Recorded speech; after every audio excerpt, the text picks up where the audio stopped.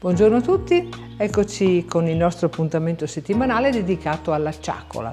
E la scorsa settimana abbiamo iniziato parlando dell'origine della nostra località, vale a dire della località Ronzi. Oggi invece vogliamo spostarci un po' più in là nel territorio e vogliamo andare verso il comune di Trecenta, meglio conosciuto per la zona naturalistica dei Gorghi, ma io vi voglio raccontare qualcosa di più frivolo.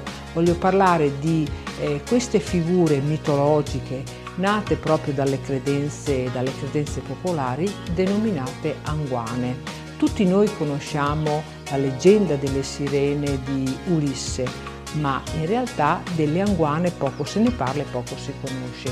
Sono queste, come dicevo, sono queste figure mitologiche che di notte, ma anche verso l'ora del tramonto, con il loro canto ammaliavano i passanti. Li ammaliavano però e li rattristavano.